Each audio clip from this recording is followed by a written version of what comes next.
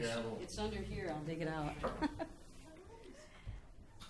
Hello, I'm Monona Mayor Mary O'Connor, and I'd like to welcome you all to this opportunity to learn more about our UniverCity year here in Monona. Our participation has been an exciting experience. It allowed us to bring the expertise of UW faculty, staff, and students to Monona. It expanded our horizons and forced us to think outside the box. It sparked big picture conversations and allowed us the luxury of exploring more unique projects that we didn't have the staff or the funding to work on. It's resulted in solutions to a variety of issues we face in areas like sustainability, housing and development, community media, and parks and recreation. It was wonderful to be able to take advantage of advice from recognized experts in their fields, and we were able to make valuable contacts with faculty and staff on the UW-Madison campus who we hope to be able to call on in the future. Our return was definitely worth far more than our initial investment.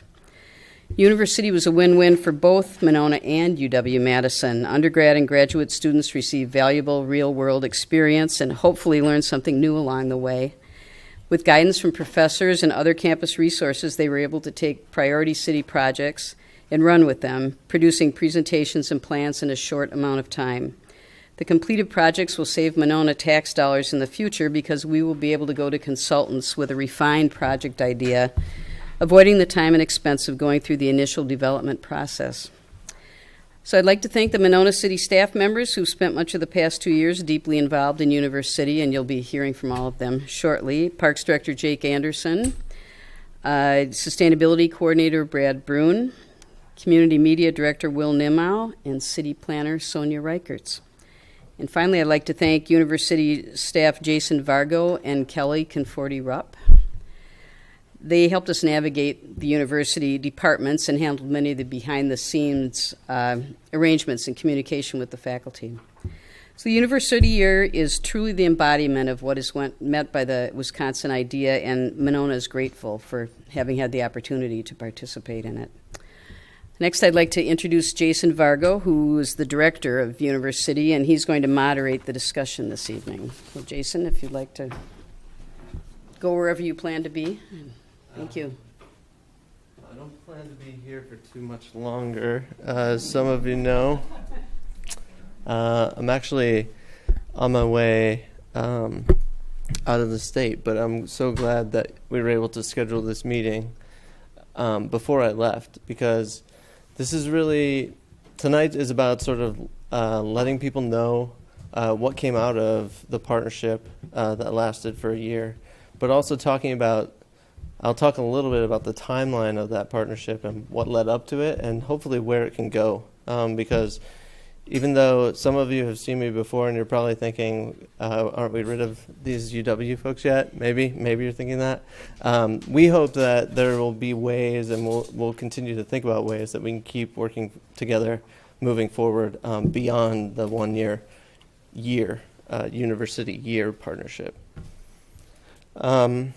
I have invited a couple members of UW's, the UW community here tonight, and I'll be calling them up at different points to talk about how they related to the project and how they see themselves fitting in with the next steps. And just to give you an overview of sort of how this will work, I'll walk you through a lot of, pretty much every one of the class or projects matches that came out of the project, because we really want you, the City Council, to know the breadth and scope of the work that took place. The document that you see in front of you is sort of a summary. It gives you an idea of what took place and how we drilled down into some of the project themes that Monona staff and the mayor identified. But really, there's a lot more work behind this summary document, and for you to know where to go next to start implementing the ideas that you think are most ripe and the best direction for Monona. We want you to know what exists and where to go to find that. I'll start by just saying that the goal of this whole partnership was to enter into a transformational partnership between the city of Monona and the UW-Madison. And through that partnership, We wanted new conversations to be fostered, best practices and policies to improve Monona quality of life to be advanced, and the next generation of sustainability professionals and citizens to be trained. And I think we have a good start to all of those parts of that goal. And we can think about sort of how we improve and move forward on those. As I mentioned, I wanted to talk a little bit about the timeline of this. Even though it is called UniverCity Year, it does extend sort of into the past and into the future. So in January of 2015, I attended a Madison Rotary meeting with Lori Dupree Brown, who's here from the steering committee of UniverCity Alliance and the Global Health Institute at UW-Madison. We attended this meeting, and we met a gregarious mayor of Monona named Bob Miller. I think maybe some of you have met Bob. But Bob said, "This is a great idea. Come and take my city. I would love for you to give us your ideas. We want to work with smart people, and we want great ideas to make Monona the best place to live in the whole state of Wisconsin." So that was exciting for me. I didn't know what to expect, but I think there's a lot to be said for someone taking a shot and trying something new. It's sort of hard to break free of the status quo and really take a chance on a new idea. And I think Bob got that right away, and he really motivated the project forward and motivated me to sort of figure out a way to do that. So he said, "Take my city." I said, "Hold my beer." In April 2015, I attended the Sustainable City Year Program workshop in Minneapolis, where I learned about a model that the University of Oregon, the University of Iowa, the University of Minnesota, several universities around the country were now trying out and adapting, where they partnered with local governments for a year or sometimes multiple years and matched them with existing courses on campus. I came back to Madison and Monona, and I met with Mayor Bob and said, "I think this might work. I'd like it to sort of gather the interested parties on campus and see what kind of support there is for it. They sent me to this conference, but we need a willing partner." And it just so happens that you're right next door, which is great. It's really convenient for us, but also you have the right mindset. You value our input. You're ready for it. You know some of the areas where you want to focus that attention, and it was ready to go.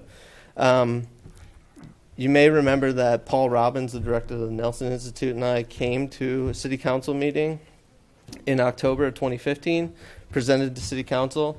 The next month, the city council approved funding to support that partnership. And then it was sort of off and running. We were doing the prep to see what courses would be participating in the fall of 2016. Sonia and I attended another Sustainable City Year Conference workshop where we not only learned how to work with each other a little bit more, but how other programs were doing this. And then we had a year of courses. And now we're sort of at the culmination of that year in the spring of 2017.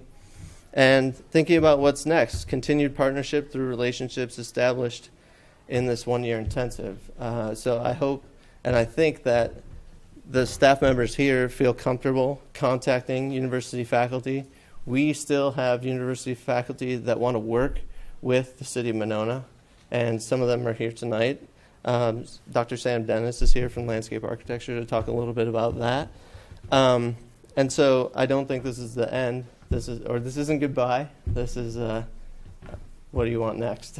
So the UniverCity year, 1 year match of courses had a number of students. I think from our perspective, I think what I'm most proud of is sort of the diversity of courses and departments that were engaged.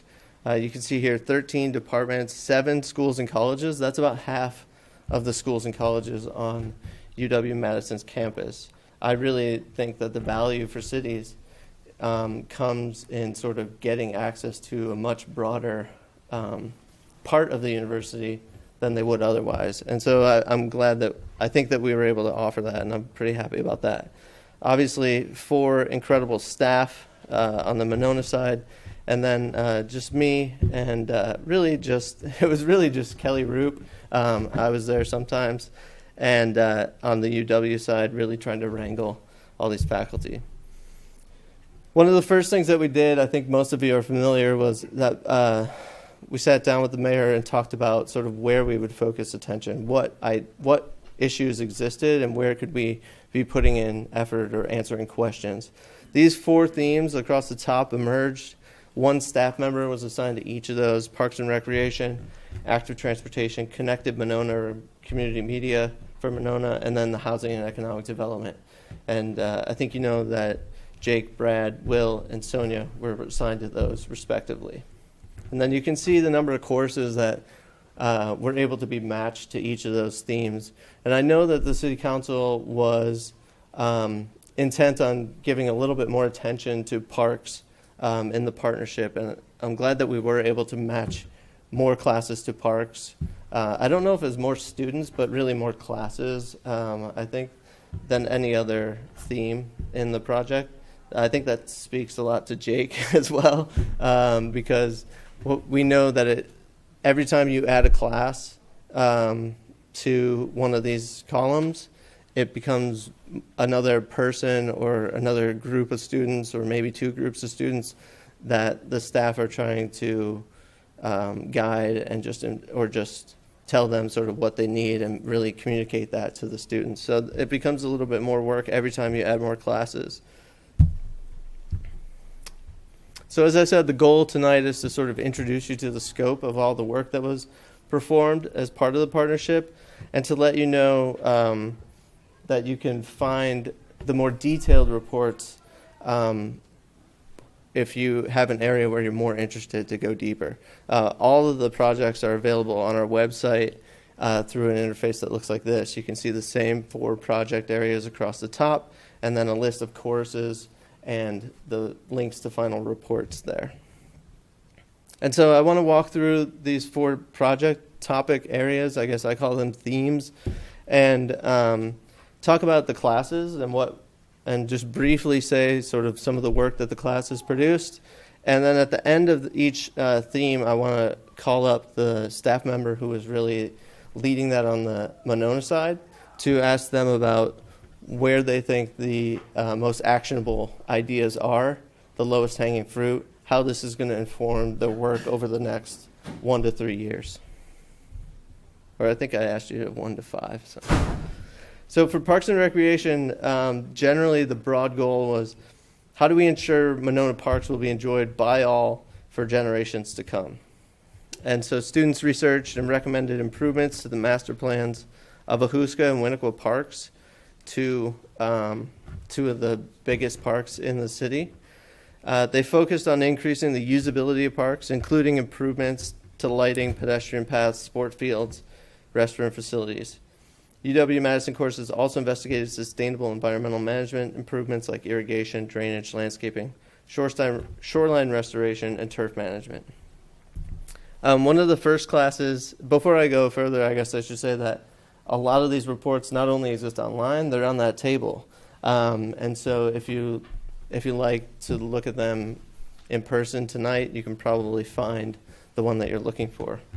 And I will say that in the parks section, we had a lot of involvement from the landscape architecture department, and they're like pseudo artists. I mean, the visualizations that they produce are really evocative, and like they really help people imagine what's possible for a space that they may have been to several times over the last month or the last few years. They can start to see that place in a new light, and I think it's really powerful. So the hard copies are really important. So for Landscape Architecture 610, this is a senior capstone. It's 1 student who worked the whole year, and that was overseen by Professor Eric Schuchart. And that was Jordan Tishlin, and he produced this Monona Trails Master Plan he really focused on connecting Houska Park to other regional amenities, creating an idea for the park that would extend connectivity to other parts of the county, not just the city of Monona. So you can see here from this image ideas for a recreational park that not only connects parts of Broadway to Houska Park, but also to the capital area recreation area. I'm probably messing up the name of that, but just south of the Beltline there. And so that might help Houska become more of a regional destination more than just a Monona destination. He also took a closer look at sort of micro details, trying to represent ideas like the Houska meaning of white wing, I think it means. Is that right? Parks Director? I think there's another project later that can help us sort this out. But he did sort of produce sort of details in the design about how features that are representative of the culture of the park might be fit into this idea, this larger idea. Then we also had civil engineering capstone in both the spring and the fall. In the fall, they focused on the Houska, and the spring in Winnequa. And in the Houska work, they really focused, again, on pathways, connectivity, the prospect of a boardwalk, not only within the Houska Park as it's defined today, but as it extends east into other parcels and into wetlands that sort of border the Beltline, north of the Beltline. And they focused on engineering details that had to do with structural elements, environmental elements, looking at the soils that were in the park and how they would support this type of construction, geotechnical analysis, and also hydrological analysis in the park. Another landscape architecture class, 365, taught by John Harrington. They focused on sort of conceptual plans for Houska Park that focused a lot on planting. So a detail or a topic of the class is really to focus on plant selection and landscaping selection. But they really came up with ideas. I went to the final presentations for this class, and it sort of really blew my mind that I didn't know people were thinking about this. But you can see from the bottom right of this image, really that they come up with plans for landscaping that really follow different seasons. So the different colors in that bottom right image are different times of blooming in the park. And I thought that was really incredible. I thought that was sort of the bigger, maybe the type of thinking that you don't always have time to get to, and that would really make a space feel special. But the class also produced some of these perspectives, the types of visualizations that I was talking about. What would the entryway to a Houska Park look like if this plan was adopted? What would the entrance and the walkway to the Veterans Memorial look like in different seasons if this plan was to be pursued? Next was, I think, a favorite of everyone's, Soil Sciences 332. I think this is probably the surprise hit of the summer. Turfgrass, nutrient, and water management. I thought this was a great story from the university side because this is a professor who had never really had a real-world project for his students. And he took the coursework that he often gave to students and just applied it to Monona. So he had been producing sort of a hypothetical nutrient management plan with his class for the last 5 years, and we were able to sort of help him apply it and really come through on that Wisconsin idea of delivering outside the walls of the university. And so students produced a number of different recommendations having to do with maintenance practices, irrigation practices, soil amendments, fertilization practices for a Houska Park. And I don't really know what this image is on the bottom right, but I know that it's the evidence base for these recommendations. And so that's the type of thing that exists within these documents where students are going out with state-of-the-art instrumentation and trying to gather data in some cases to make the best possible recommendations. And I think you'll hear from Jake that some of these have already been enacted. So moving forward into the spring, moving on to Winnequa, there was Landscape Architecture 451. This class produced 5 conceptual plans for Winnequa Park. I like this one because it's sort of stylized in a more cartoony way. But I think there were other plans that won over people's hearts with some of the site-specific recommendations. I think there was even a beer garden in one of them. So these are, again, perspectives of some of the ideas. Here you see a waterfront plaza near Fireman's Park. And they even came up with ideas for revitalization of what I think from now on has to be called the Back 40. Correct. Forever. Legally. So I don't know where the name came from, but the students really latched onto it, and every time I look at the park, I will forever see the Back 40. Yeah, for sure. But one of the professors of this class is Dr. Sam Dennis. I wanted to ask him if he wanted to come up and just talk about his experience with the class, but also about how he can maintain, how he can carry this forward through his classes and scholarship, and maintain this throughout the next year. Yeah, thanks, Jason.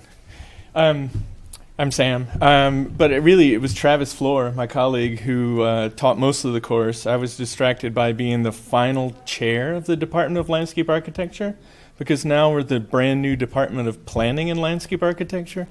So I get to step back into a faculty role. But at any rate, I didn't plan any remarks, really. And Jason and I just talked about this yesterday, and Lori and I talked about it on Monday. But I know that Jake and Travis have already talked about the class in the spring, which Travis won't be teaching again unless I can convince him to do overload. But I've already been talking about follow-up coursework. And so what I wanted to say is, and the thing that Lori was interested in making sure that we follow through and follow up on things. It's student work. They're pre-professionals. So it's important to me as a faculty member, but I think it's important to all of us engaged at the university to stay in touch, to atone for any mistakes we've made, and to deepen the relationship and to follow up with things maybe that we could have done better on, or with issues as they arise. So that's really all I'd planned to say. But I'm hoping that it's not just, I don't think it'll just be me or my class in the spring, but we'll be talking. Yeah. Travis couldn't make it tonight. He's got some issues going on at home, so I'm speaking really on his behalf because he did most of the work with the class and with you. So thanks. Yeah, I was going to let Sam take all the credit for it. No. But he gave it all to Travis, because we did hear great things from the students, from the university staff, and from Monona staff about working with Travis. So I'm glad that you brought up his name, because I think he did a great job. And so, as Sam said, yeah, if there's anything to atone for on my behalf, Sam will take it. Because I'm taking off. Another capstone in the spring. This is again still in the parks realm, working on Winnequa Park, looking at some more site-specific and more technical specifications around what might happen if we wanted to put in a new shelter. They also put forward designs for 2 bridges to cross parts of the lagoon and to connect interconnections within the park.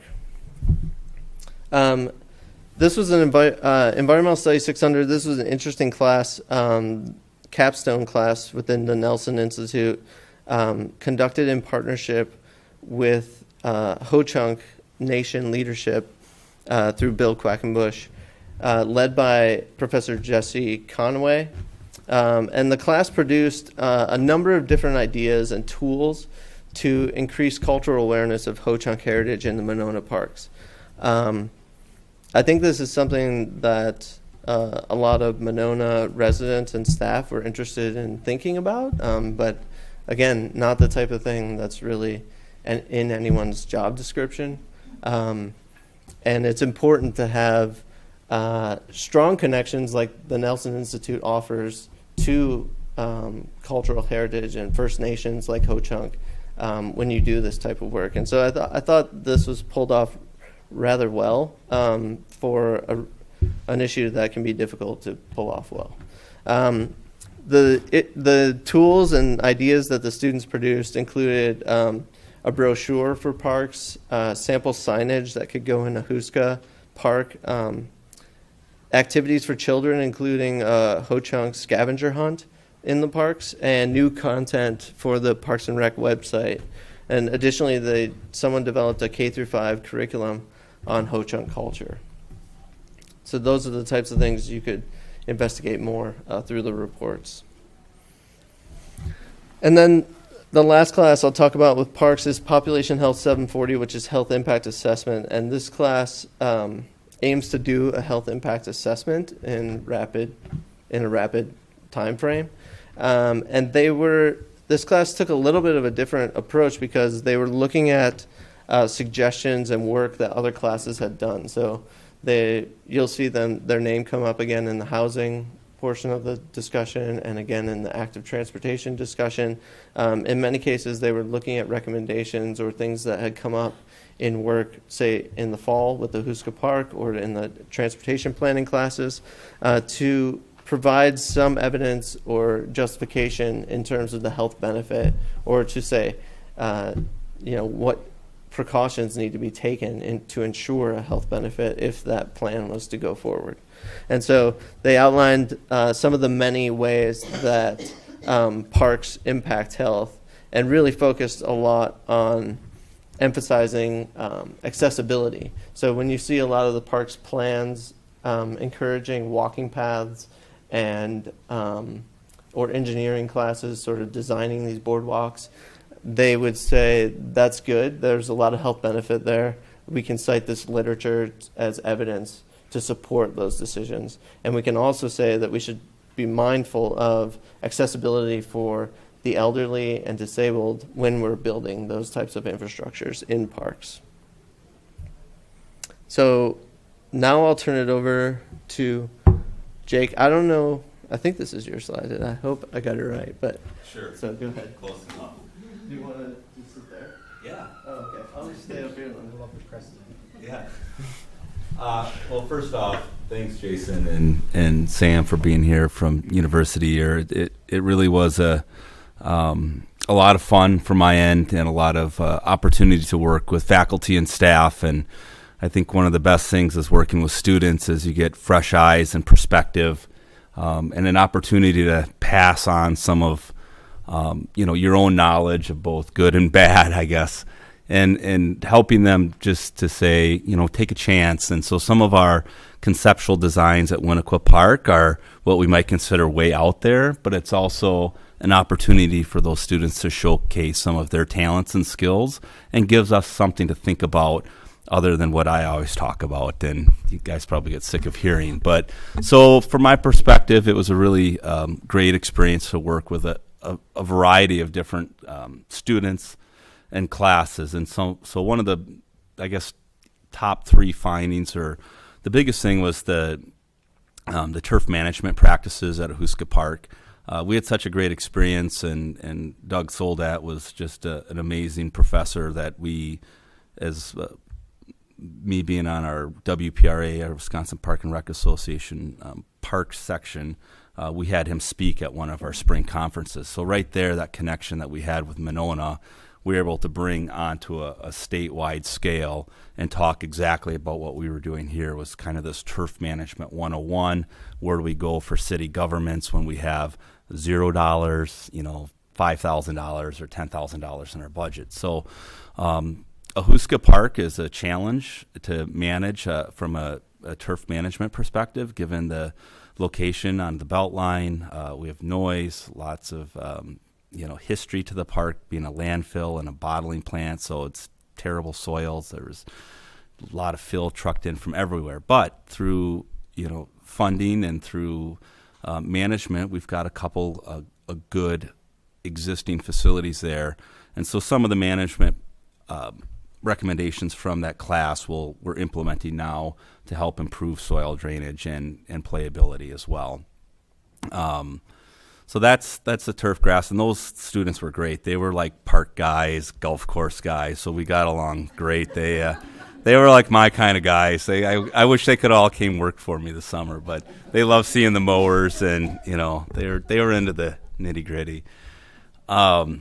I think the cultural resources class, the 600 level class, is probably one of the most eye-opening opportunities for us, given our history in Monona with native assets and cultural assets with Ho-Chunk. So I think one of the biggest things that came out of that was meeting with Bill Quackenbush and Ho-Chunk culture and the preservation and the management from really a city end on the burial mounds that we have in the city. And so what's appropriate, and I think that was one of the biggest opportunities and challenges we came about. How do we appropriately identify and maintain these ancient cultural resources? So the outlet mound in Monona is typical Turfgrass on it, and so one of our recommendations in our capital budget is to restore that to a prairie area that would not be mowed, which could potentially damage the shape or the burial mound. And it is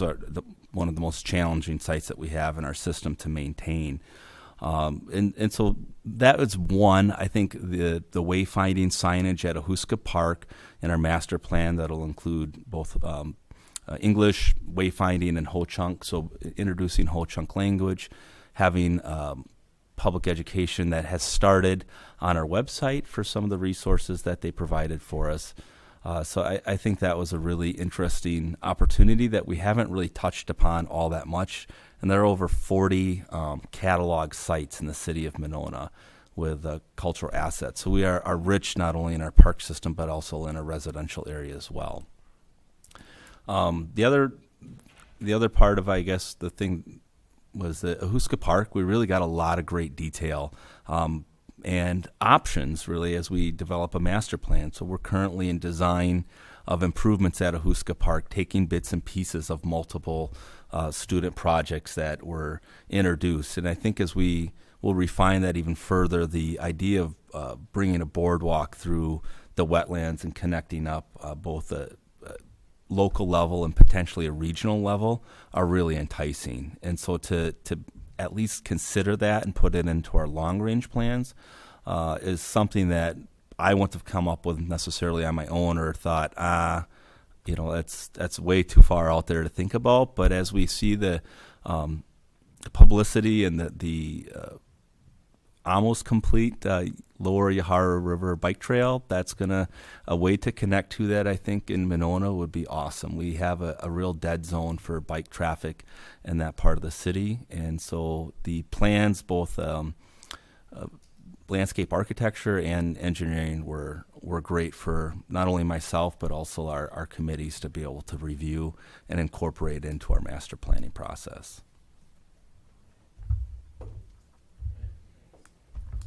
So the next project area was active transportation. I guess I'll say before we go on, if you have questions, we'll try to take them all at the end. I'll try to move fast through this as fast as I can so we can have as much time for discussion as possible. The next section was active transportation. We wanted to focus on making transportation safer and more accessible to all people who live in Monona or pass through Monona. This was really led by the Sustainability Committee for the city and assigned to staff member Brad Brune. I met Brad at my kid's soccer practice. I don't know if Brad thinks I'm harder to deal with or my kid is harder to deal with, but maybe we can talk about that later. Students planned improvements to Monona's transportation infrastructure, ensuring that biking and walking routes to transit and key destinations are safe and accessible to all. They examined social behaviors around active transportation, designed a campaign to encourage biking and walking to schools, assessed health benefits of increasing active transportation options. This was a project that really got going before the official UniverCity year began. And that was in part because we had a class that I thought would be a really great fit for this project, but was only taught every other year. So we had to move as fast as possible. Plus, why not? I mean, the class is being taught. They want to work on a real project. We have real projects here in Monona. So why don't we just start working on these things? It was a class called Bicycles, Pedestrians in the City, and it was taught by a former mayor of Madison and now executive director of the Wisconsin Bike Federation, Dave Chislevich. So you can see why I thought this would be a great class to work on active transportation for Monona. Monona had just been named a bronze level bicycle friendly community. And so this class was really tasked on coming up with a plan to sort of get them to the next level, the silver level. And as many of you know, Mayor Dave was really integral in getting Madison, to a higher level for bike friendly communities. And it's now at platinum level, one of the few in the country. So I think one thing that maybe Brad can tell me if I'm wrong, but I think what we heard from the city is they really liked working with this sort of professor of practice, especially. There's just a lot of Dave's just like great at doing this, and he's done it a lot of times. So he's very practical. He knows what needs to be done. His recommendations all fit within sort of real plans and are actionable. These are some of the takeaways from that plan. Encourage greater variety of bicycle-themed community events, promoting National Bike Month, Bike to Work Week, Bike to School Day, these types of events. Create more visible signage on the recreation routes, more printed and digital guides, bike-friendly businesses, which I'll talk about in a minute. Work on a partnership with the Bike Fed, so it helps if the executive director is your professor. Survey the community, pass a referendum about active transportation, increase multimodal transit options by becoming part of Madison Metro. I'll just leave that one there.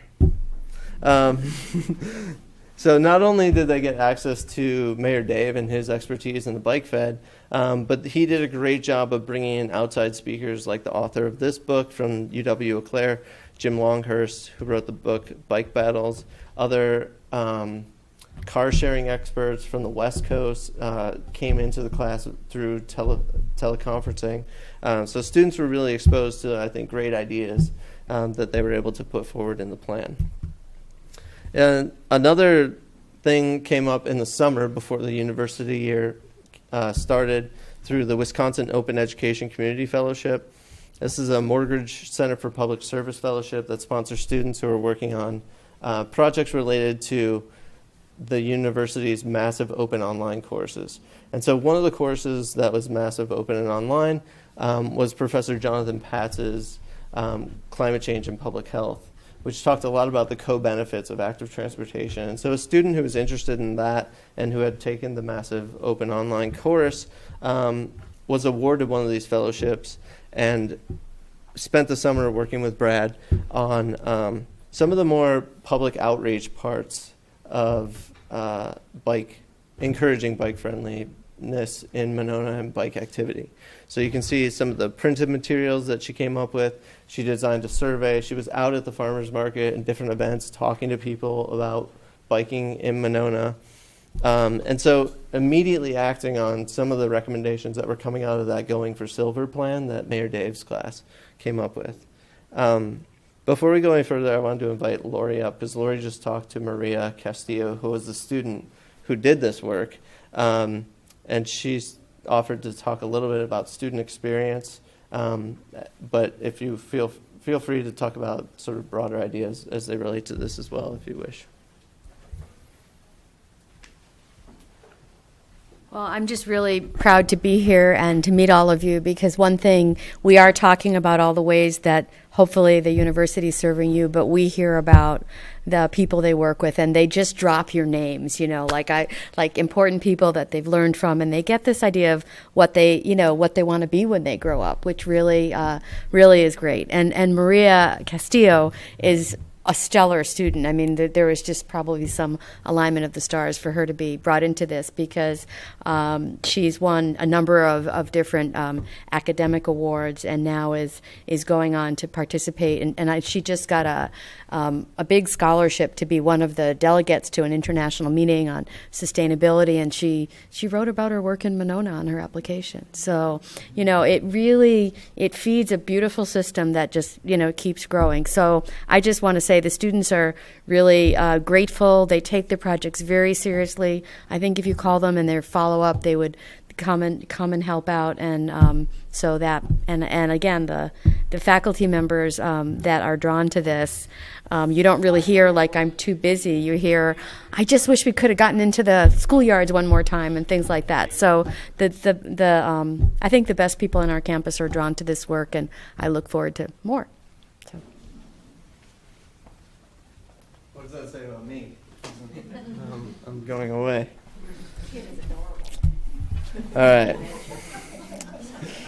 So the next class was the Urban and Regional Planning Workshop. They worked on 2 different projects. I thought this was a pretty cool. I thought they did a lot of great things, but they really focused on schools and safe routes to school. They surveyed over 270 parents in the Monona Grove School District. They came up with a website here at parentsurvey.github.io where you can see the results of that survey. And they put the recommendations forward on that website and in the report about how to, where parents are most concerned or why they're not letting children choose active transportation modes to get to school. Story maps like this, talking about specific intersections close to different schools, like I think Winnequa Elementary in this case. Proposing redesigns. So you can see taking the 5-way intersection there, trying to tee it up into, I guess that's Greenway, I don't know which road that is, McKenna, sorry, to reduce the number of sort of directions that traffic is coming from at the intersection, trying to make it easier to navigate, even coming up with sort of visualizations that take you through what that might look like as it changes.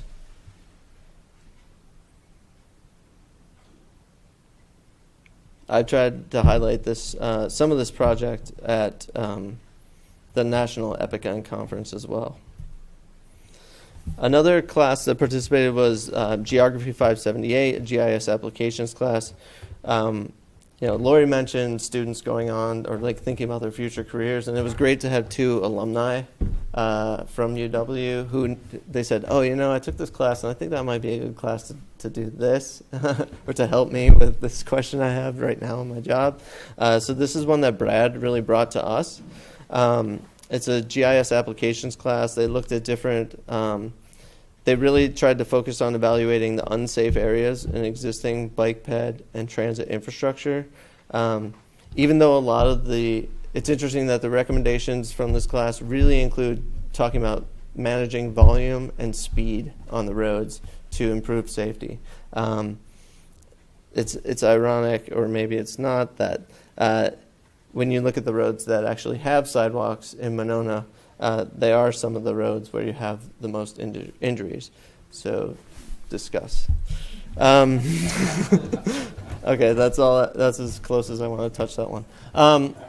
There was also a group within that health impact assessment class that looked at the impact of biking and walking on health. So what they recommended was they looked at that plan for silver that Mayor Dave's class produced. They really emphasized focusing on the E of engineering as their first priority. I think this fits in well with the GIS class as well. When we talk about engineering, you do have sidewalks on roads like Broadway and Monona Drive. You do have bike lanes. I think the engineering would really say on if the volumes and the speeds of those roads are that high, what's required is more of a separated bike lane that protects people, but also encourages people to bike on there.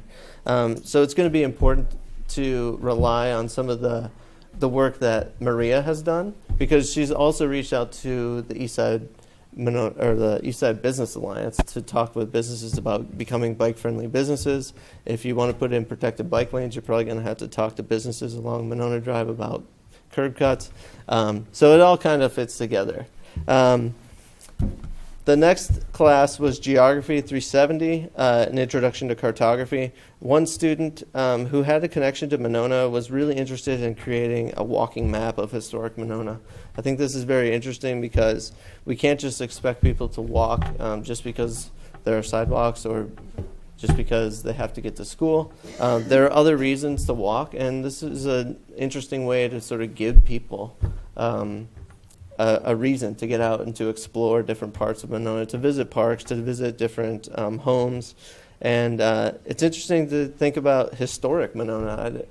I haven't really heard people talk about Monona in that way. So it was sort of it might be like a new branding or a new way to think about what makes Monona attractive to people and interesting. So with that, take it away, Brad. All right, thank you. I just want to thank Jason because I, like you said, jumped into this really early on, and the beginning was like a sink and swim moment for me. I had just started in November of 2015. We started in January of 2016, and I still hadn't really taken off my training wheels yet, so to speak. So I needed all the help I could get with this program. But it went really well, actually. The spring semester, probably after the first 2 weeks, was one of the smoothest transitions into this program. Working with Mayor Dave was really made the life easier because he was a practical professor. So he had real-world knowledge of what does and does not work in an urban setting and what to recommend and what not to recommend because he's been through it. And that worked really well because not only was I not having to do a lot of explaining of this isn't going to work, you need to tone it down just a little bit because there's these processes to go through in this setting, in a municipal setting with municipal government. And he basically was able to tell his students that right off the bat. Like, if they came up with a really cool suggestion that probably wasn't really realistic, he was just like, well, yep, that's not going to work because of A, B, and C. And I was able to kind of sit back and say, yeah, he's right. So the results from that course, like Jason said, were really aimed at the 5 E's of transportation and bike and ped transportation. If I can name them all off, they're in the report. But those E's, all of the E's are aimed at making suggestions based on their research as to how to get to become a bike-friendly community or a bike-friendly silver community in our case. So we really aimed at trying to get to those next little steps, what we can do, suggestions moving forward.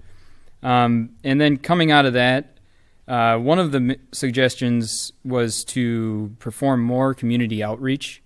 And I figured with Maria, I can't remember how I was approached by it. I think that she came through the fellowship and then you let me know about it. But either way, I saw it as a perfect opportunity. Like, yeah, this is summertime. This is bike time. This is bike season.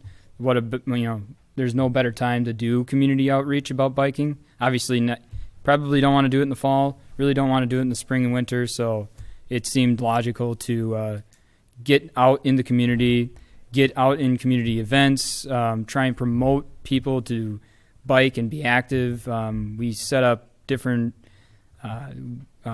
mobile or temporary bike parking facilities. We had table events.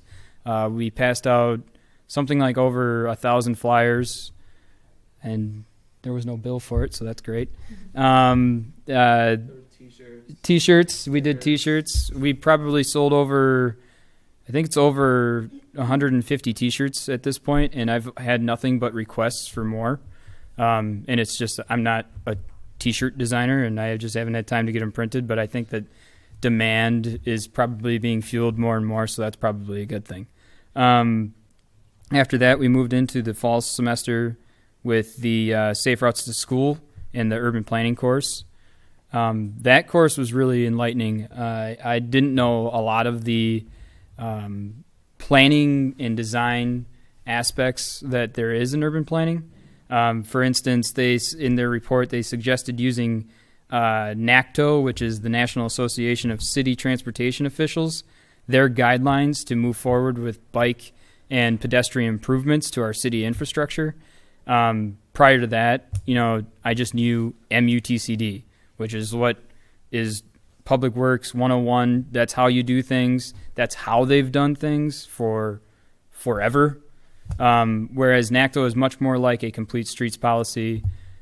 So learning from that, and the fact that I had the opportunity to learn in my position, being a professional, while the students are also getting this real world experience was really nice. It actually kind of gave me a boost and an energy to take on these projects. So a lot of the stuff that came out of the Safe Routes to School plan in our suggestions for moving forward in a collaborative effort with the school district. The idea that the city can improve their street infrastructure doesn't go all the way when it comes to Safe Route to School policy.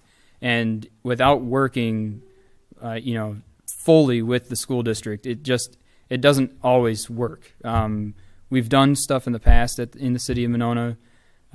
We've done studies. They've put in different little aspects here and there in the streetscape to make things safer for students to get to and from. Really, Winnequa is the biggest thing or biggest school to get students to and from.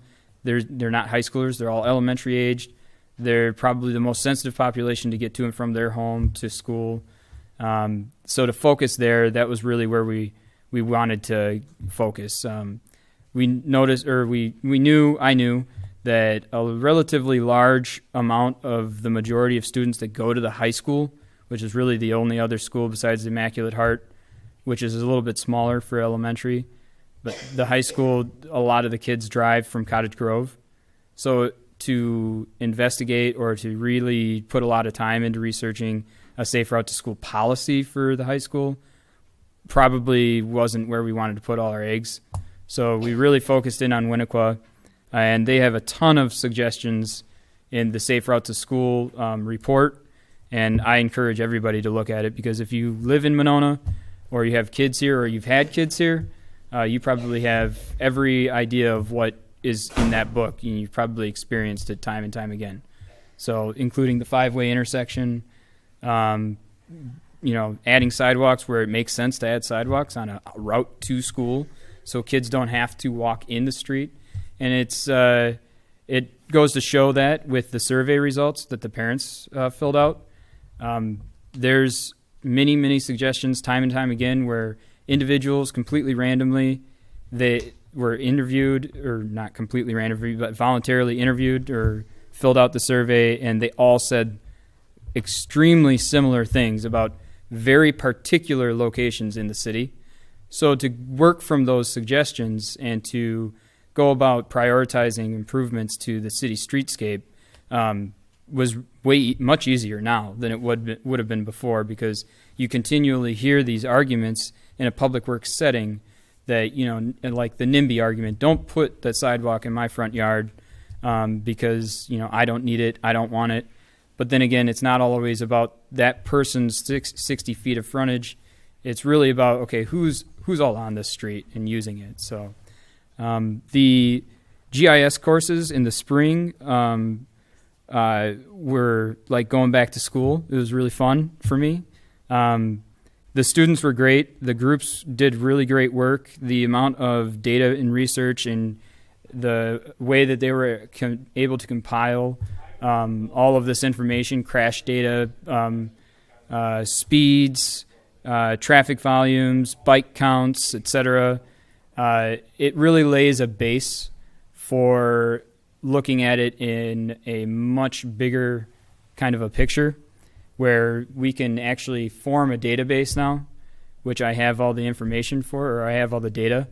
And without being able to get all that data and without being able to aggregate it, it would have taken me twice as long as a group of 4, and nonetheless 2 groups of 4, working, all the time on those kind of projects. So that it's invaluable, or, it's extremely valuable information to have. So, and then what wasn't mentioned is that we actually had a leaf management course, but you haven't got to it yet. But okay, so that's after. And then the health assessment, I hadn't really thought about it. Looking at things through a health lens, we talked about active transportation benefits the entire community. People being more active is better for them. It's better for other people to see that. It could become, habitual, so which is a good thing in this case. And other people seeing it, they can see people walking around. Maybe they want to take a walk. It looks kind of fun. You have a community that's more walkable. It's more livable. It's more desirable. And it's more desirable today more than it ever has been to have a more walkable community. So to look at it through the health lens, though, opened up a whole new array of things that we needed to look at, and including equity, which was really a thing that was pounded in by the Going for Silver report, and that streets aren't just designed for kids, and they're not just designed for families to walk around and go to public events or get to the grocery store. They're designed for everybody. And to look at future infrastructural improvements, that's the lens that we really need to be looking at, street structures or infrastructure. So anything reconstruction in the future, I would really highly encourage that. That's definitely something that's taken into consideration. So I don't have much else besides I had my 5 findings up there. I have some statistics because I'm a guru for data and stats. And I think it tells a bigger story. But that's what I have. Oh, the goals, the 5-year, 3-year, or 1 year, 3-year, 5-year? Sure. We set out some actionable items, and we're planning phases into possibly having a ad hoc bike and ped committee to look at future reconstruction projects to make the city a little bit more bike and ped friendly, and to really look at disconnections. So we have good avenues and good streets here and there, and people use Monona streets like no other. I've been out all summer long on street projects, and I know for a fact our bike counts are not correct. There's way, way, way more people that use our streets biking and walking than we possibly could have gotten in our bike counts. So another actionable item, we really needed to hone in on getting bike counts during the summertime, the busiest portion. And so that's another action item that we have. After establishing an ad hoc bike and ped committee, or bike ped safety committee, the real goal for the city probably should be to draft at some point in the next 3 years a bike ped and or a sustainable transportation plan of some sort, something that comprehensively looks at future improvements to the city of Monona, because we continually get feedback from residents that say, you just redid this street, you didn't put in sidewalks. That was 5 years ago or something like that. But now you want to redo the street right down the block and put in sidewalks. What's changed? Why would you do it here and not have done it there? Are you going to go back over there and do it? And there's this innate sense of fairness in residents who see that you haven't done this in the past, now why are you doing it now? But if you have a plan where it says, this is our plan, this is long-term, sidewalks are in, and once they're in, they stay in. So, this improvement is here to last. And your street isn't now, but it could be soon. And so to have that plan for somebody to look at, a resident can understand there's a bigger picture, is really really an important thing to have for the city. But yeah, that's basically a major goal of all these projects, kind of leading up to that. And what we got in the reports is really all the bases to cover to get to that point. So we have a very, very rough draft of what would be included in a bike ped plan, and all that research that you would otherwise pay a professional to do, we already got it. So, which is really, really valuable too. So Brad sort of revealed my surprise here. I guess, but before I go on to the last two topics about community media and housing, I wanted to talk about this project because we did have a life science communication capstone course, and who we intended to match up with a Monona project. There wasn't something naturally in the active transportation realm, but the sustainability committee did say that, related to streets and the quality of water in Monona, leaves are a big thing. This class is designed to take on sort of designing a campaign to incentivize a behavior change that you want to see people adopt. And so students produced a number of different campaigns, social marketing campaigns that could be launched, or different components could be taken to put together into a campaign to try and get people to change the way that they handle their leaves. Each group conducted focus groups to learn more about how people handle leaves and what they do. We heard over and over the leaf pickup schedule is an issue. They came up with ideas like this, like a magnet for the fridge, and I think it highlighted a lot of overlap with other communications strategies that you might hear about in the community media part of this, like working with the radio station, working with the website, working with the Facebook page, to make sure that it's easy to push out the information that residents want and feel like they need, but might not always know where to turn to get. And I know I've heard April on my radio in the morning talking about what side of the street the trash is going to be picked up on.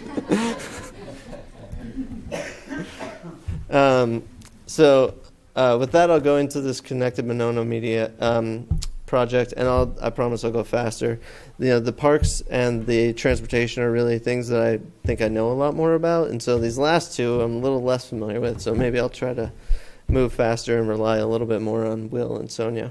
But community media was initially thought of as just about broadband and Wi-Fi, but we knew that with WVMO here, we had an opportunity to do something pretty cool. And we found a couple other ways to work with Will on the social media and the community media committee. So they helped revamp the city's digital resources for residents. They have a lot of ideas about that. They included researching the costs and benefits of citywide Wi-Fi, which was the initial intent, looked at the usability of the website, expanded the city's presence in social media and provided programming for the radio station. One of the first classes that looked at the Wi-Fi issue was the cooperatives class, which is taught by the executive director of the Center for Cooperatives at UW. And so that class looked at whether or not a cooperative model might be an alternative model for pursuing more of a public a city-led Wi-Fi. Both this and the cost-benefit analysis class that looked at Wi-Fi came to the conclusion or offered the evidence for deciding not to pursue it. But they were able to sort of describe case studies about how Chippewa Valley has gone about doing it to give a little bit different perspective of the ways that the community might go about doing it if it decided to do it. The cost-benefit analysis class that I mentioned, they were a little bit more quantitative in their analysis, simulating sort of the uptake among residents in subscribing to a Monona-led Wi-Fi, talking about how often or how much people might use it in public spaces and whether or not that would really pay a benefit. Could that be quantified? But again, came to the same conclusion that probably not the most prudent investment right now for Monona. I thought this was an awesome class. As soon as I heard about WVMO and I talked to an intern at the Global Health Institute from Life Science Communications. She's like, I'm in a radio class at UW. It's a radio class. It's taught by Larry Mueller. He's on the radio. It's a radio show. I said, okay, I got to talk to this guy, see what he can do for Monona's radio station, the voice of Monona. And they produced PSAs that are, I think I have heard in Jenny Street Market, they're always playing WVMO. I'm pretty sure I've heard a couple of these, but I brought two just for you. I don't know if we can hear them.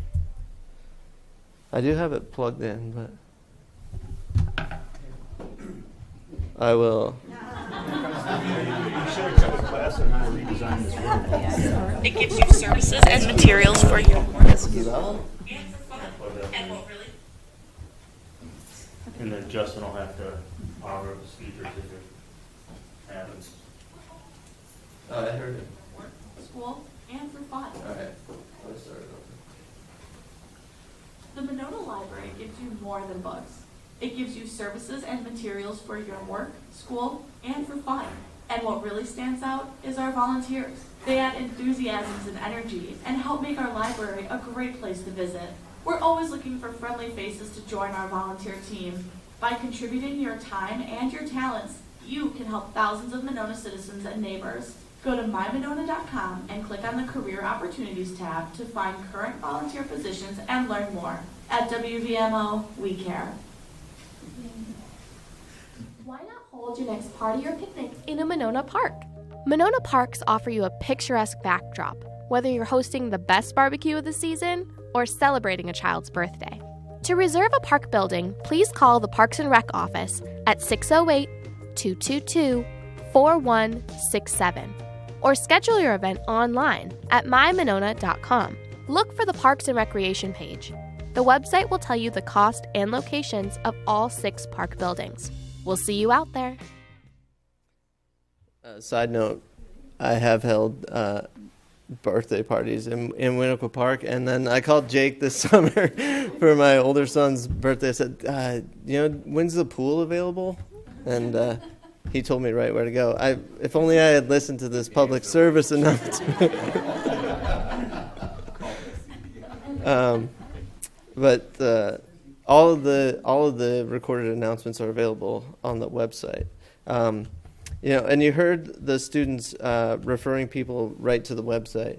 And we had a class that looked at the Monona website for its usability and ease of sort of finding things. And we know this is an area that I think a lot of local governments want to improve is their website. This class from Library and Information Studies, taught by Dorothea Salo, had over 100 students that sort of combed through your website.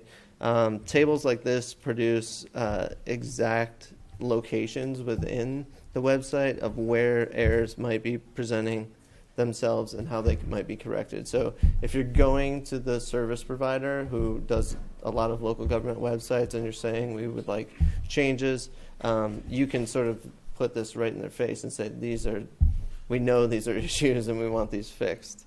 So that was an interesting class as well, I thought. And then lastly, there was a marketing class, Marketing in the Digital Age, looking at resident engagement with media. And I came to this presentation as well, listening to 2 groups of business school students talk about using social media. I find this fascinating because I think there's so many communities that want help with social media, and the students are by far the experts.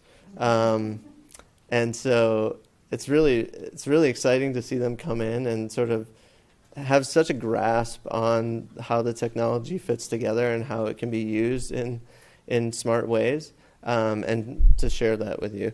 So the community media committee, I think, found this useful, and I think really the biggest takeaway, they dove into some of the analytics behind the Facebook account and things like that, really seeing synergies in better partnerships with the Board of Education, and sort of a lot more cross-posting. People are really tuning into the Board of Education's social media feeds, and so in as much as you can sort of cross-promote events or get them to echo your posts, that would be helpful.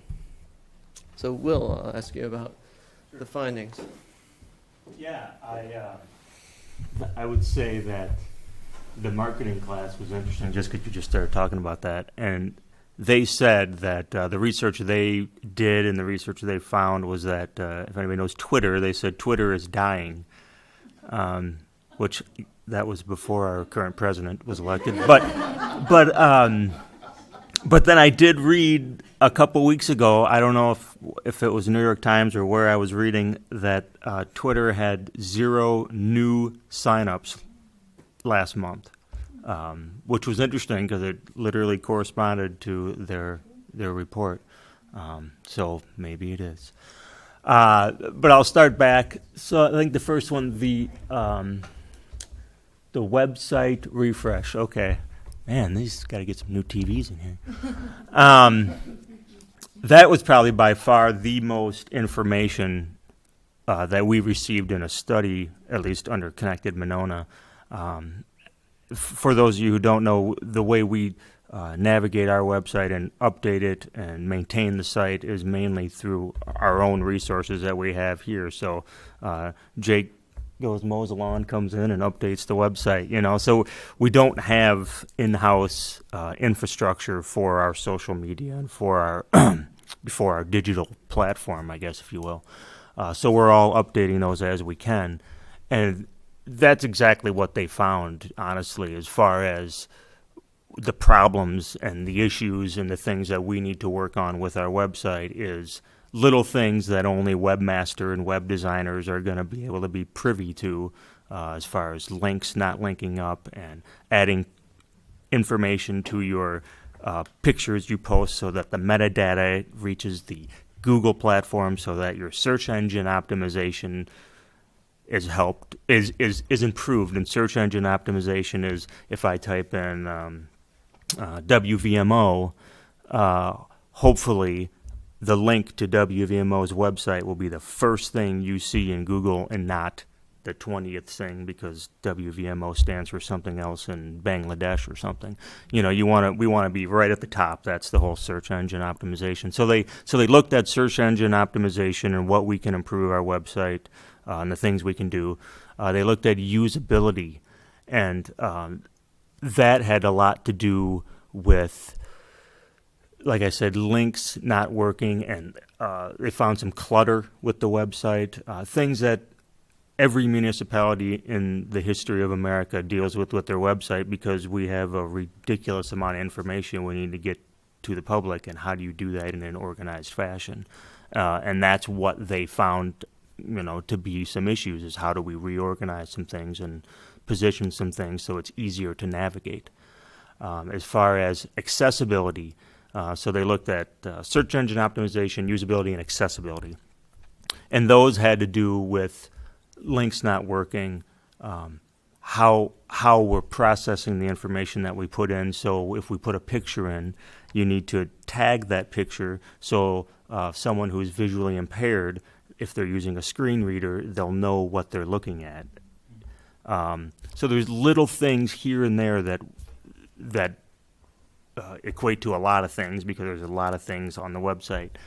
And luckily for us, it was perfect timing, because we're in the process of looking at our vendor, Civics Plus, who designed our website, and they designed many smaller municipality websites. If you go search McFarland, Oregon, all these smaller ones, I bet they're almost all on Civics Plus.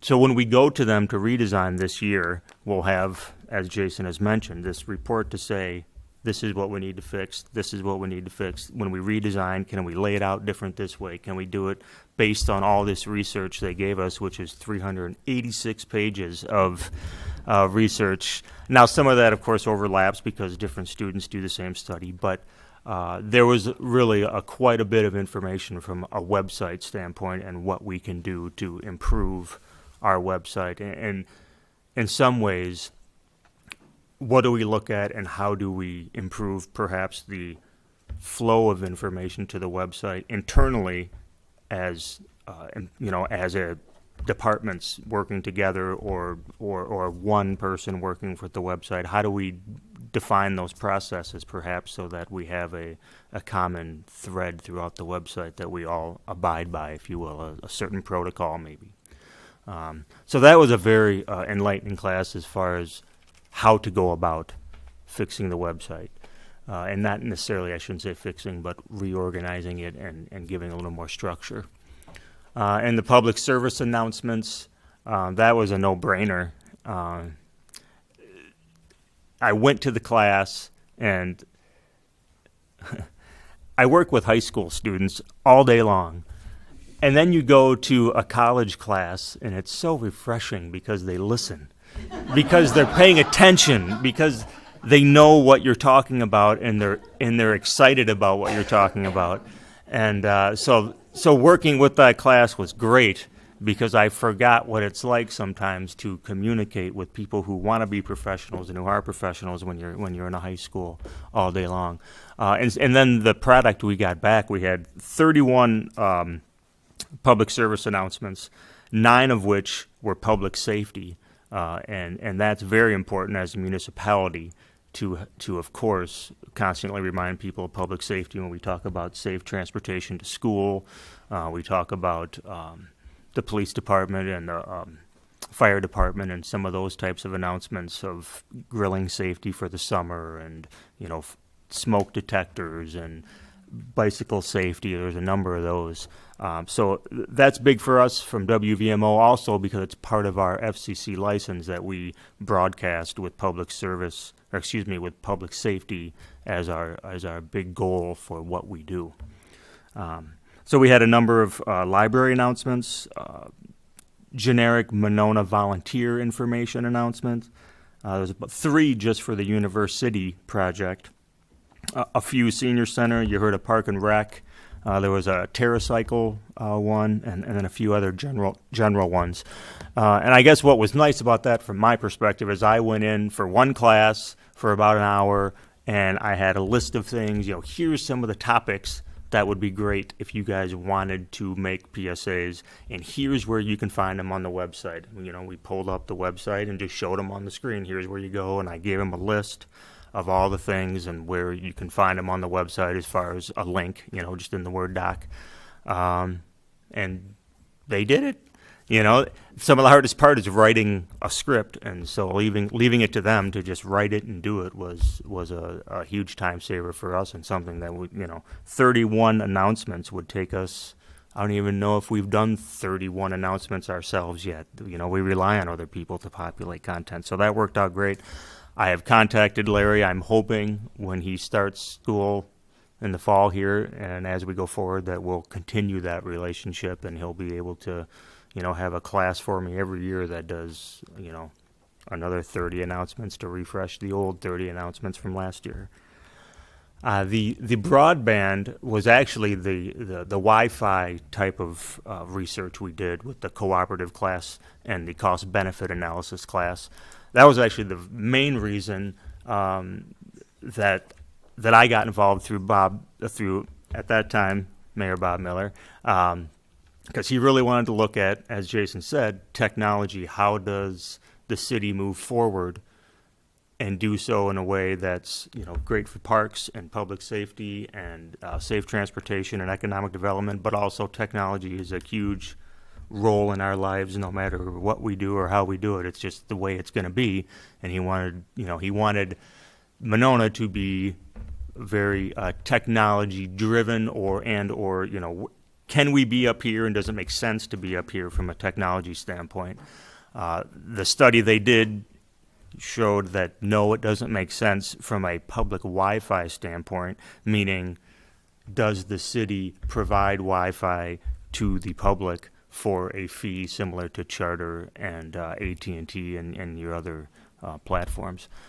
There was a number of legal obstacles that are very hard to overcome due to Charter lobbying United States legislators to say we don't want competition from municipalities. Therefore, there's a number of laws in place that make it very hard for a municipality to offer internet.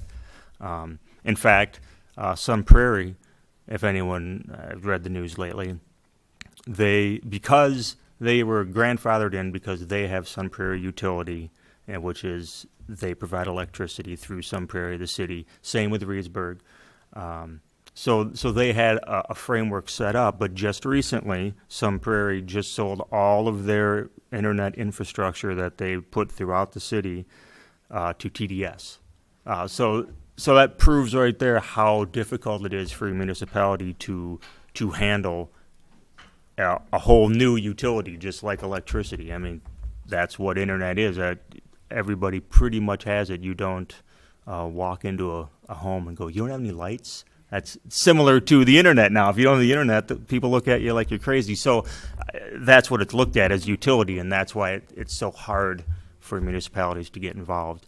So the law was certainly an obstacle.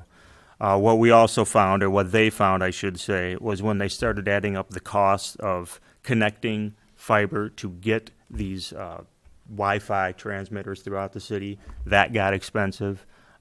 Just constructing the towers along with tapping into existing internet wires, that got expensive. So really, it was really much a cost thing as well, and you needed to have a number of residents to sign up and say, I'll do it, in order to make it effective, and that would be hard to do.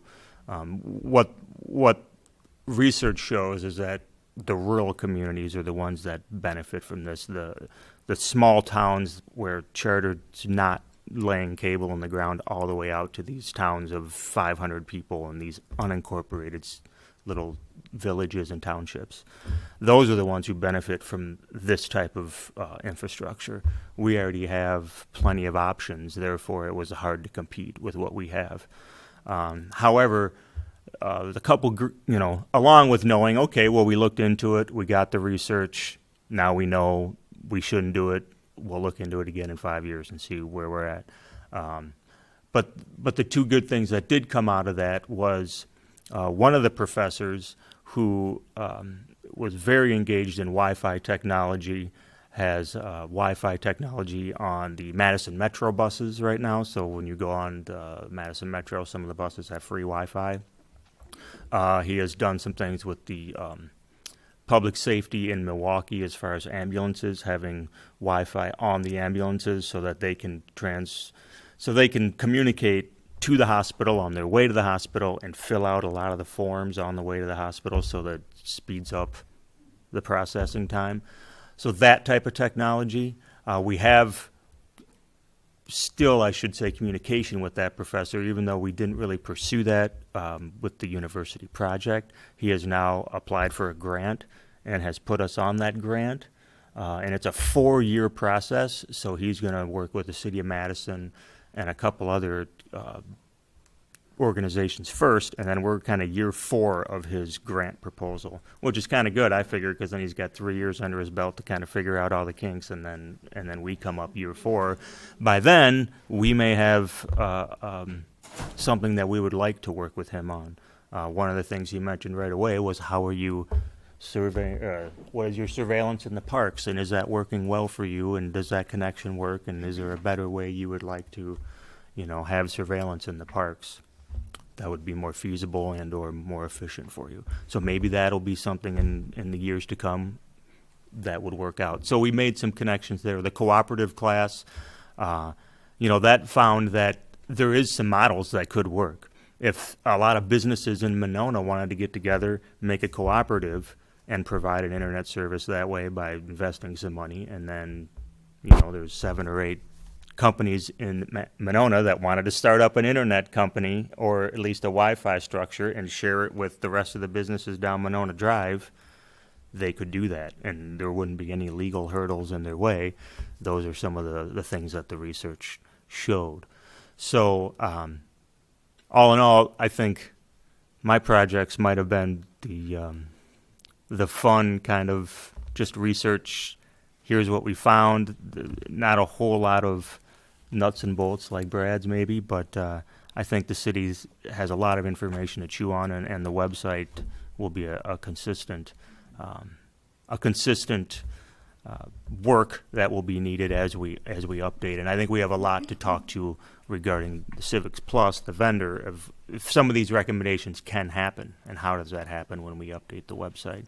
So that would be kind of our as we move forward with the next slide, when we talk about year 1, 3, and 5. The website would be the one thing that we would move forward on this year and work at, trying to just decipher what it is that we actually want to do with the website, and what do we actually want to change and update, and then figure out what can we do and how do we best move forward. So that's basically the main goal for that project, and we'll see what happens with the Wi-Fi professor in year 4, and hopefully Larry Mueller will want to give us more PSAs every semester. Well, this wouldn't be a local government meeting if we finished early. So we'll continue into this last theme of housing and economic development, really addressing a lot of issues that I think Monona is facing in terms of changing demography, changing market, facing constraints on the amount of land that is developable, which I'm told is none. It's built out. So students examined current housing climate in Monona. They want to inform redevelopment goals, and certain classes focused on specific sites for redevelopment and what could go in there. And there were, as you'll see, some ideas about new best practices that might help offer new models for Monona to pursue. Well, Sonia can talk more about this because I don't understand all of the financing options that the Plan Commission discusses every month, or the Community Development Authority is always discussing. But Professor Kurt Paulson does, for sure. And he was this was like another class that's Sonia, an alumni, had taken and thought this would be a great fit for some of the housing issues that Monona is facing. So there were two classes, the planning workshop and then 844 in the spring, housing and public policy, really looking at updating the strategic plan for Monona housing, and found that a lot of things are really going well according to that plan, and that some things could be encouraged even more, like the Renew Monona program was one in particular. And then with his spring class gave some more sort of different scenarios about how financing options could be structured to try and achieve the goals of that plan. And Tom Landgraf, I guess I'm going to talk about 4 classes actually that he taught in real estate and urban land economics. 2 semesters of this 611 class in the fall and spring. Fairly large classes, about 40 to 50 students in groups of 4, took on redevelopment at a specific site that was given to them. In the fall, they looked at this sort of gateway property, Monona Drive site, sites 1 and 2 on this image, sort of across the street from the high school, right there. Sort of one of the first things that you probably see if you're coming into Monona on Monona Drive. So a fairly visible property. And thought about, in the fall, a lot of different mixed-use solutions that might go into one or both of those sites. So there were 38 students in that class, 8 small groups. They selected the site. They talked about developing a pro forma for that site, looking at, in this case, how much of it is in rental, how much of it is in owned, how much of it is in commercial, how much of it is in parking and public space. How do you make the numbers work? What sort of financing options go into this? Does it include acquisition of the site? These types of numbers that I've only been to a couple Plan Commission meetings, but it seems like they'd love to talk about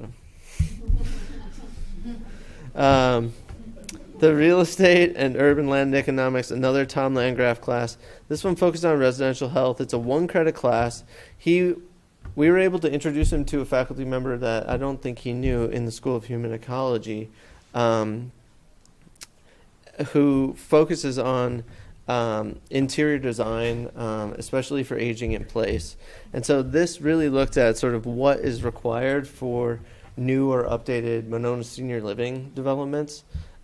This is important because almost every class, the active transportation, the parks, even the community media, they all talked about the demographics of Monona and the aging community in Monona and how it's a great place for people to live well into their old age.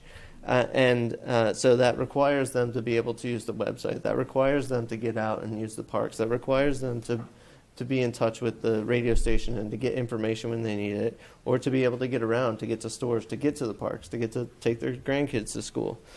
So you can see how that sort of runs across all of these. But this really focused on where they live and what they need in their living space to get by. I thought this was a great, interesting project, a small project, but a lot of specifics about what's going into these developments. And I don't know how many of you heard this on NPR yesterday, but their cities project was talking about, I didn't know they were calling it granny pods, but I thought about this more because it was talking about sort of people building homes on the backs of lots, sort of these accessory dwelling units.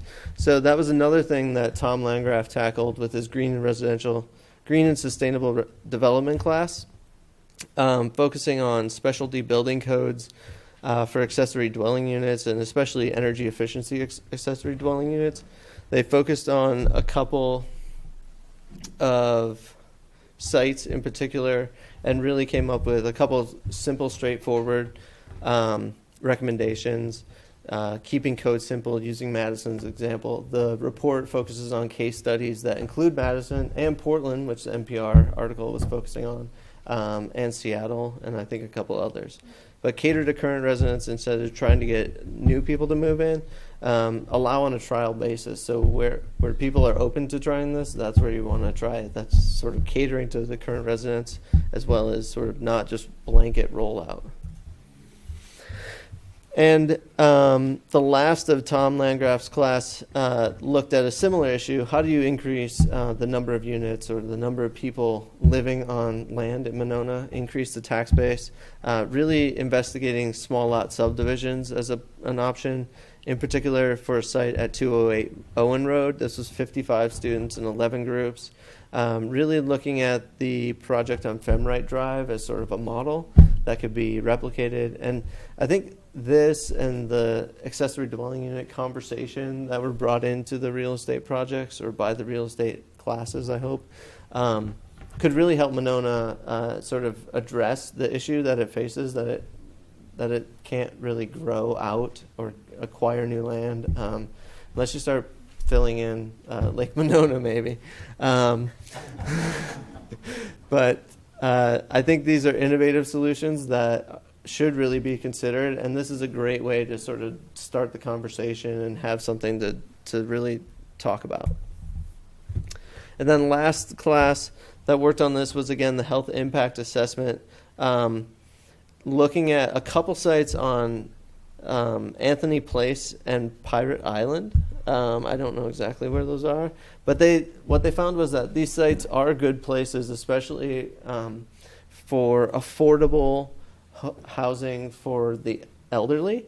Because of their location, they offer accessibility to parks and other things like grocery stores that people need to get to on a regular basis.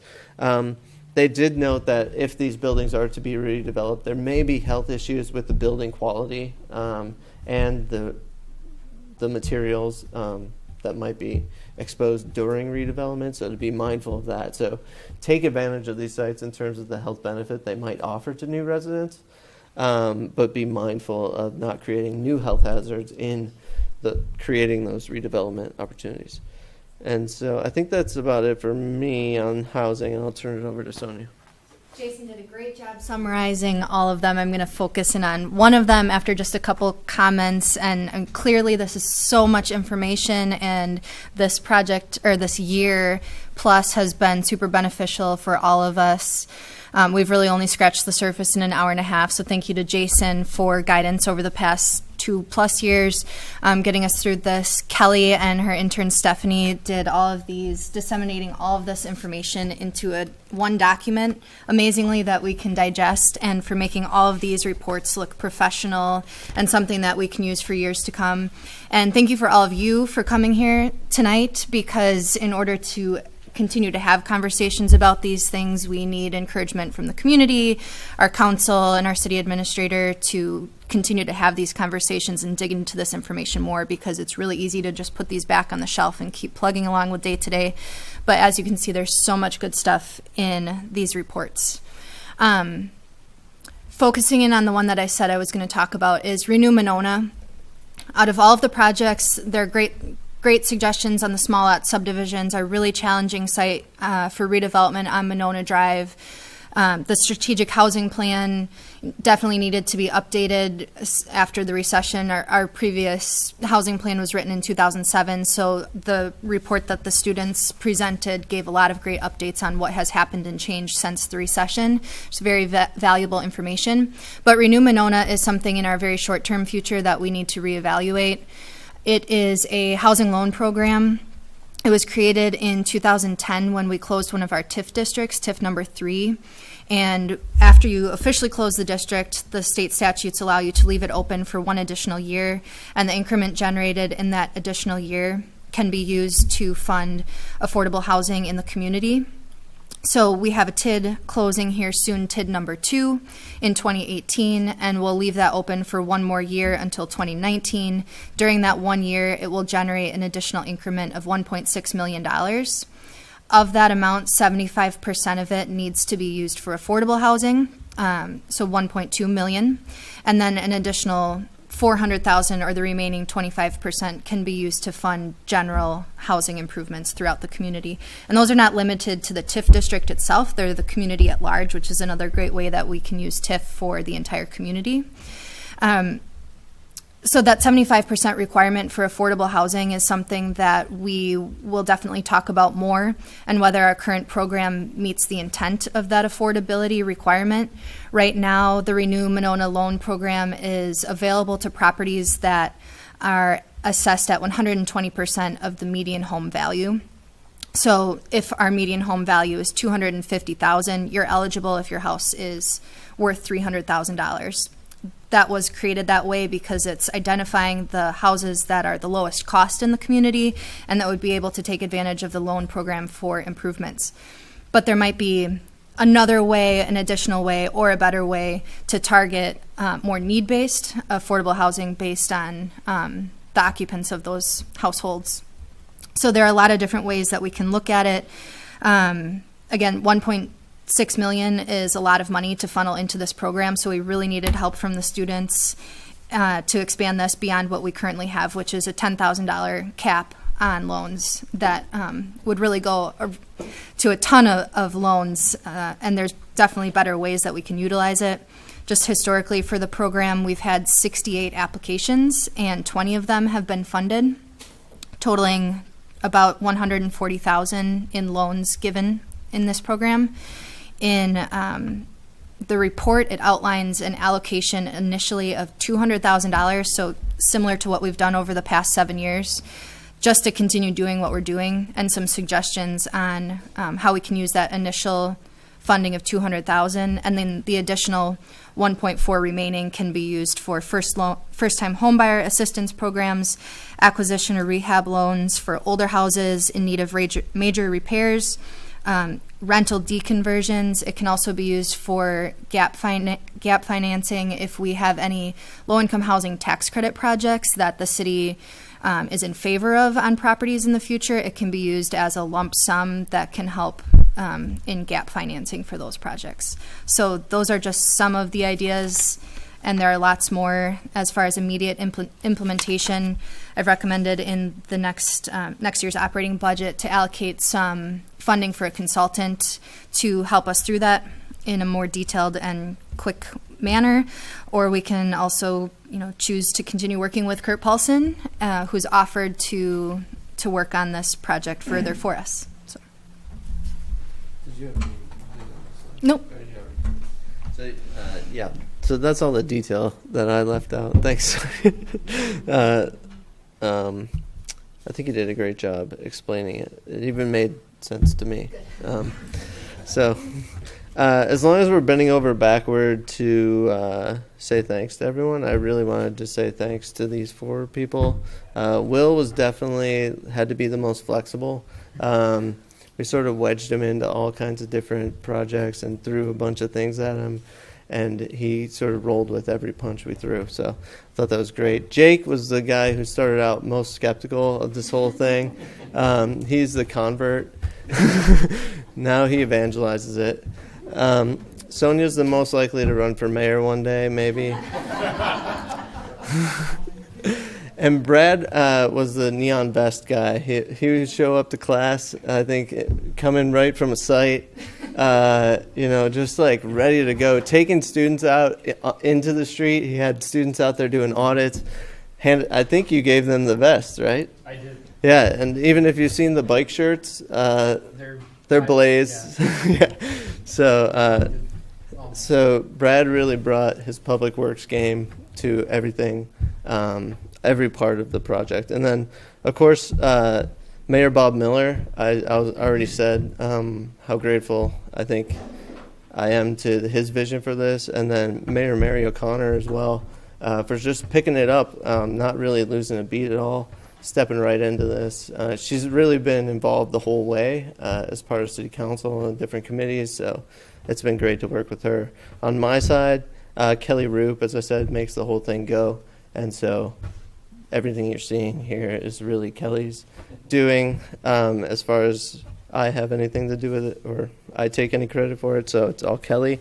And just thanks to the city of Monona. I mean, I like I said, I have some interactions with City of Monona, coming to parks, hold my kid's birthday party here, but it has been really convenient and great to work with the City of Monona. It was an exceptional pilot year, for trying something like this at the university. There is a lot of excitement about it. People recognize it as an embodiment of the Wisconsin idea, but there is a lot of sort of like, everyone's looking at us out of the corner of their eye like, I'm not sure I'm ready to go all in on this.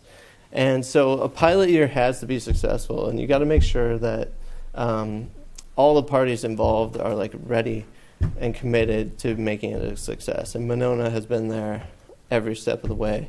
So I wanted to say thank you to Monona. And like I said, this isn't goodbye. This is just a check-in, and we'll see what's next. So thank you. And we're here for your questions.